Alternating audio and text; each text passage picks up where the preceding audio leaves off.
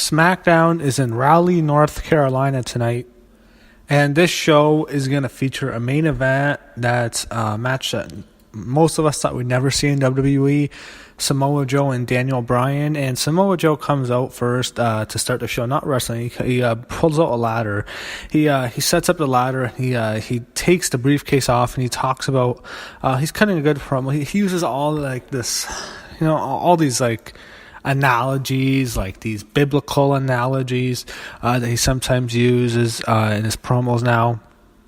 It's almost like I guess that's always been his kind of promo since the Indies. He's always been, like violence and stuff like that. Like a Samoan killer. And he's talking about how he's going to win the title. He's talking about how he's going to beat up Daniel Bryan and take him down. He insults Brie Bella, and he talks about how Daniel Bryan won't be the same after he destroys him. Daniel Bryan flips out. He comes out and he gets pissed off because Samoa Joe talked about his wife and his daughter, and they fight. But then all of a sudden, Big Cass comes out and he interrupts them. And Big Cass, he's been selling this fake injury on the Independent. It's a work basically. They have him get hurt. They say he tears his ACL, but he's moving just fine. And what happens is he tries to interject himself into the match. He wants a match with Joe, and then Big Cass beats up Daniel Bryan and Samoa Joe, lays them both out with the briefcase. He beats them both down. So I guess Big Cass and Daniel Bryan probably continuing this feud. I'm thinking it's probably a triple threat now, and Joe's going to go over, I think. So I don't know if they're doing a Big Cass. I don't wish injury on anybody. It's just like they're going to keep pushing this fucking bum, and he's just fucking horrible. He's just there because he's tall. He's horrible. Him and his ex-girlfriend are just absolutely horrific. They're both horrible at their jobs.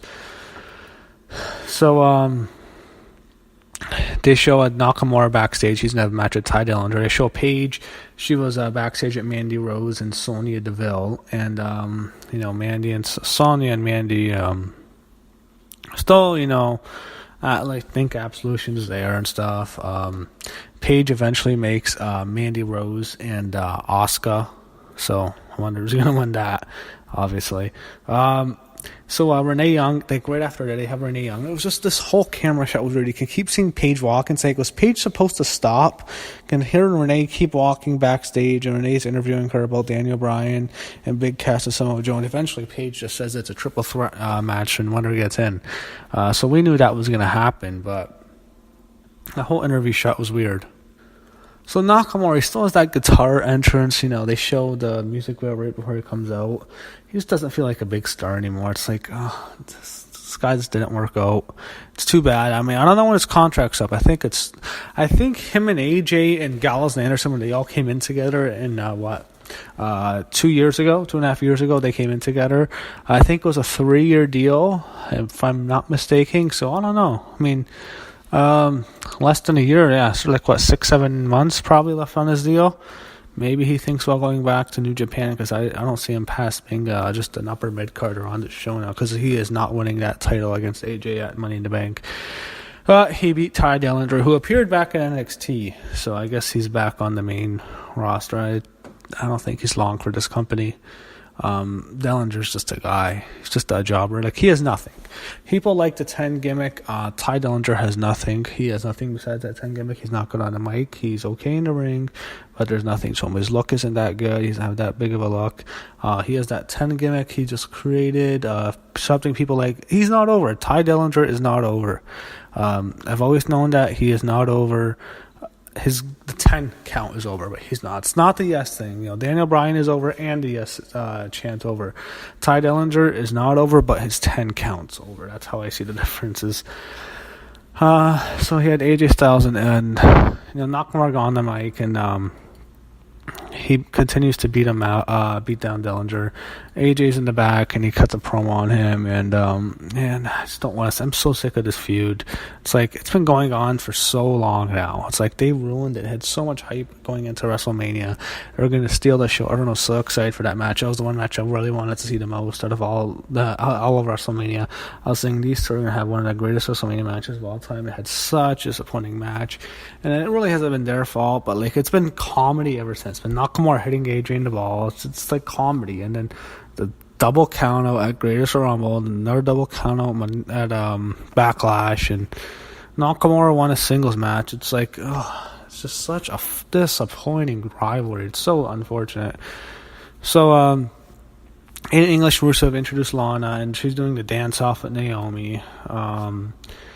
Naomi's out with the Usos, so I guess they're a faction now. Lana dances first, and Naomi dances.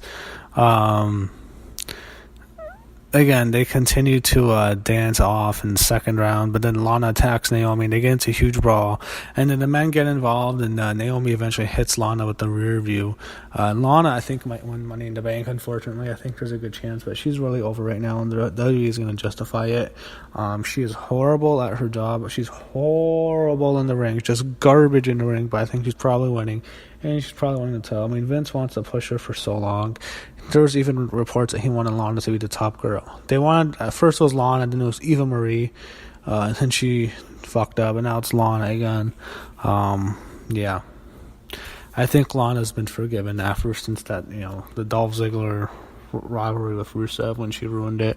I think that's past. That all that heat's off now.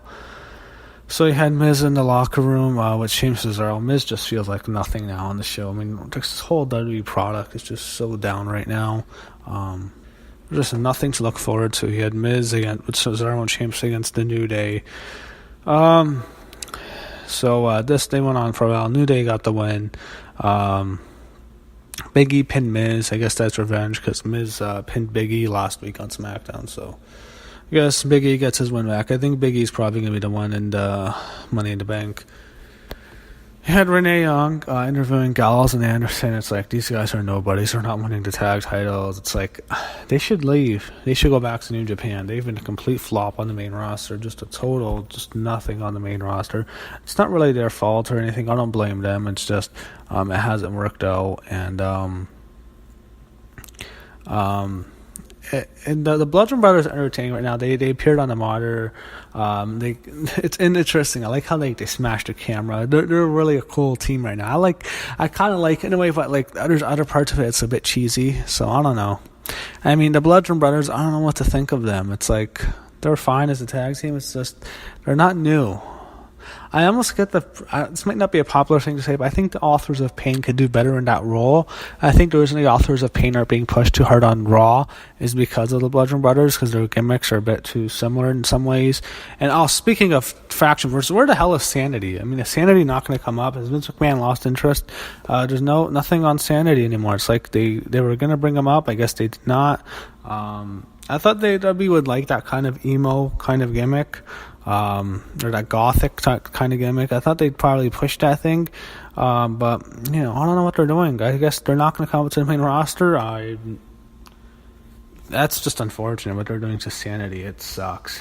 And the Authors of Pain and they're just doing such a horrible job. It's this fucking company, man.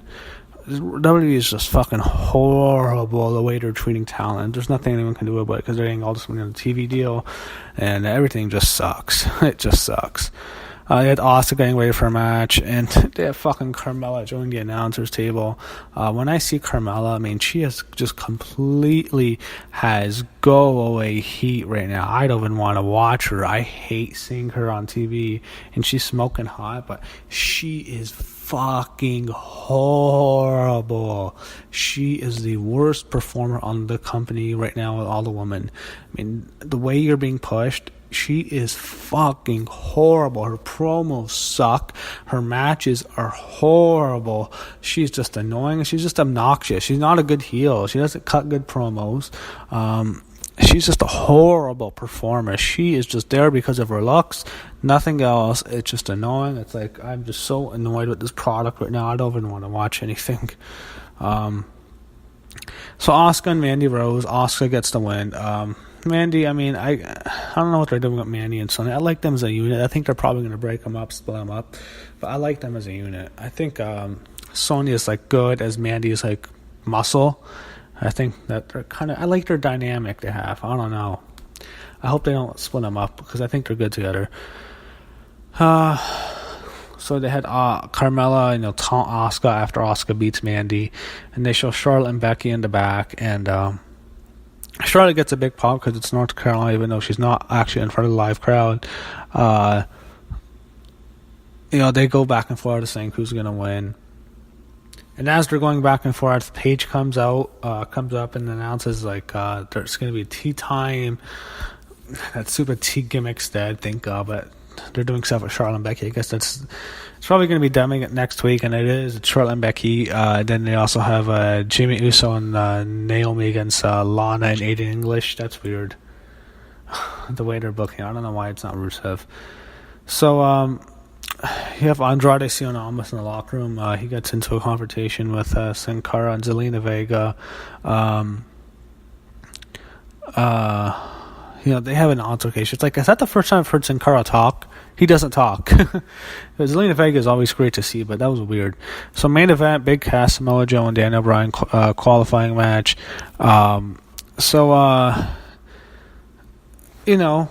This is going to be the match where I was thinking Daniel Bryan's not winning. He's lost a match to Rusev a few weeks ago, so they're going to beat him again, and they did. It was a triple threat match. I mean, I don't mind Samoa Joe beating Daniel Bryan.